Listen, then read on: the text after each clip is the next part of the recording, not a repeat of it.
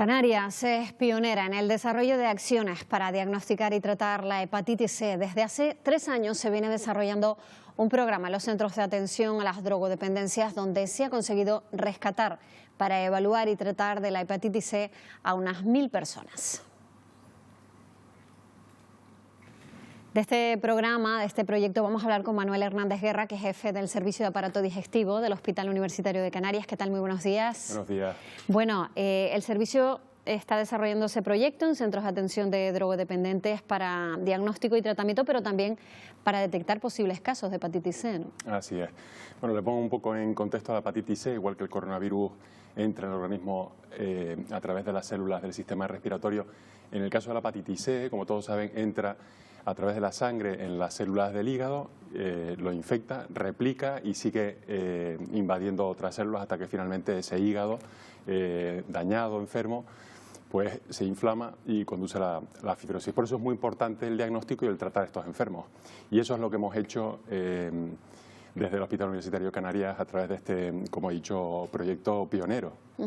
Bueno, hay que también aclarar que no necesariamente hay que tener un problema con las drogas o una adicción para tener una hepatitis C. Hay muchas vías de contagio, ¿no? Sí, así es. Yo diría que la principal vía de transmisión fue por la transfusión de sangre antes del año 90. A partir de entonces estamos obligados a garantizar que no hay virus en ninguna transfusión, pero sí antes del año 90 que no se conocía este virus nanométrico.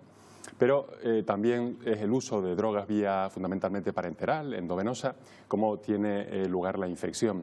Por lo tanto, siempre hay que ir a buscar a aquellos que puedan tener la infección a través de esas vías de contagio que estuvieron durante mucho tiempo presentes en la población. Claro, de esa manera se detectan también más estos casos de hepatitis. Estamos hablando de 1000 personas en ese programa, pero ¿se detectan muchos pacientes con esta enfermedad en las islas? Sí, verá, desde el año 2015 se puso en marcha el Plan Estratégico Nacional de Abordaje de la Hepatitis C, porque empezaron a aparecer una serie de fármacos totalmente revolucionarios para el tratamiento de esta enfermedad. Y desde entonces se abordó lo que era la población general y todos aquellos infectados conocidos que necesitaban el tratamiento. Sin embargo, hay una población, un colectivo especialmente sensible por cuanto tiene una elevada prevalencia de infección por virus C, porque tenían esa vía de contagio, el uso de jeringuillas que no eran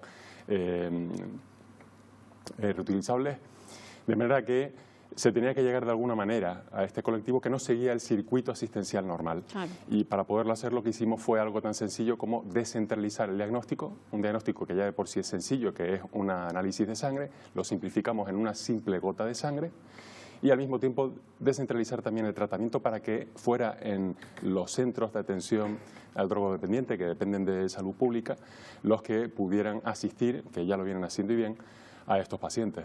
También desde el punto de vista de la hepatitis. Quizá por ese desconocimiento hasta los años 90 de la enfermedad, hay mucha gente que no conoce su diagnóstico a pesar de padecer la hepatitis C durante muchos años y que convive con esa enfermedad, ¿no? Así es. Tenga presente que es una enfermedad que no da síntomas. Únicamente en aquellos casos en los que hay una infección aguda, en la que puede haber una cierta molestia, astenia, un cuadro viral con dolores musculares, articulares, quizás ictericia, el ojo amarillo, como consecuencia de esa destrucción de células dentro del hígado. Pero la mayor parte de las veces, y sobre todo cuando cronifica, no da síntomas hasta 20 años después, en los que ya aparece una cirrosis, que es el estadio máximo de fibrosis, el estadio terminal. Se puede decir que tienen los enfermos cuando tienen esta infección de forma prolongada y no se diagnostica y no se trata.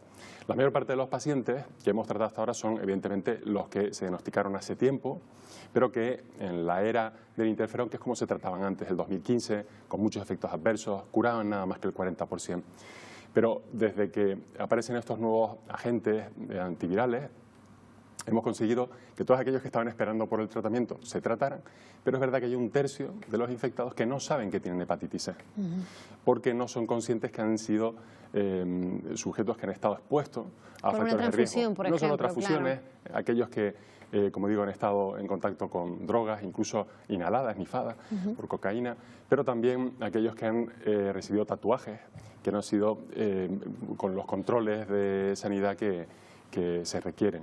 Claro, de ahí que sea tan importante, ¿no?, el diagnóstico temprano, porque los medicamentos han evolucionado tanto, los tratamientos son tan efectivos que se puede curar la hepatitis C.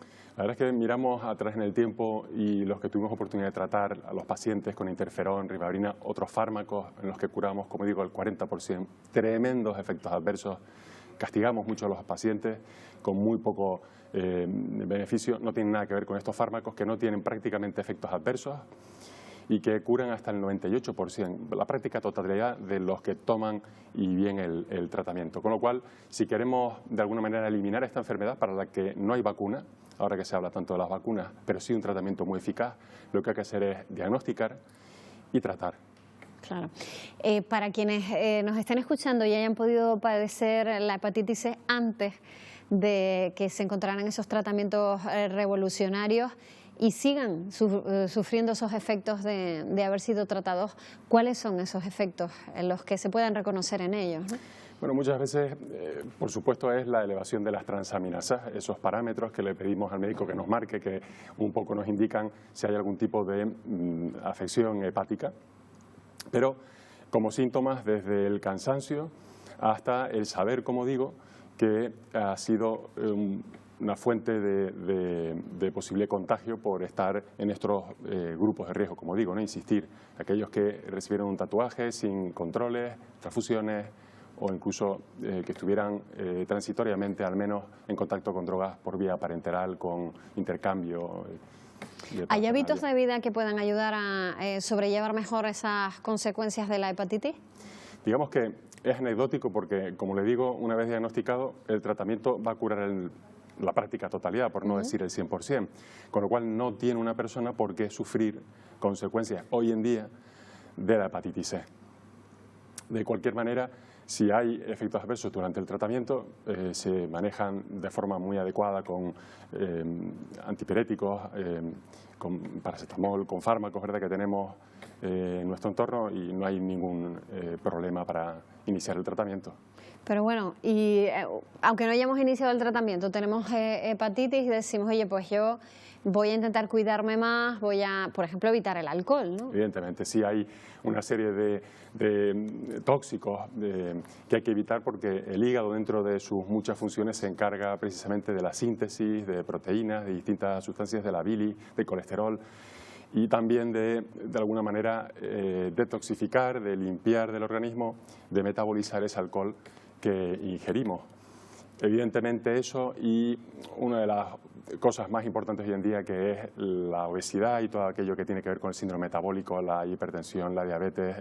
En ese sentido, la alimentación sí que tiene que ser más mirando hacia el Mediterráneo, con cereales, baja en grasa, de manera que con fruta y verdura se evite este tipo de enfermedades, como es la del hígado graso.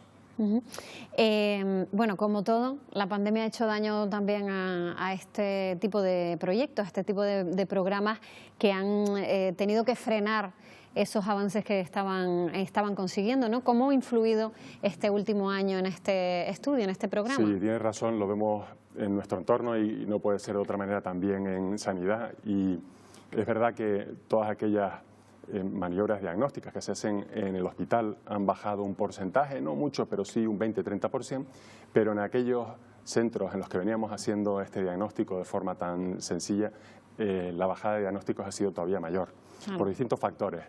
Y es precisamente esta población más vulnerable la que tenemos que atender con experiencias como esta, que es verdad, ha sido publicada y va a ser un referente para que otros centros nos puedan copiar y se puedan beneficiar más pacientes, que es en última instancia el por qué publicamos, el por qué damos a conocer trabajos como este de investigación.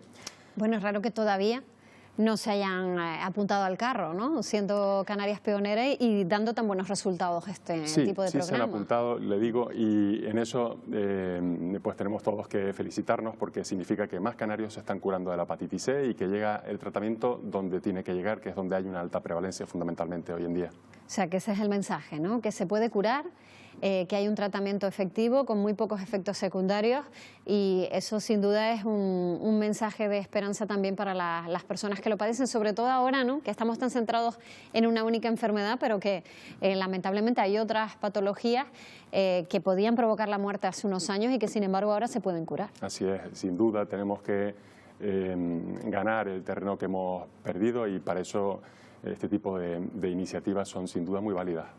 Pues muchísimas gracias, doctor, y enhorabuena. Muchas gracias a ustedes. Buenos días. Buenos días.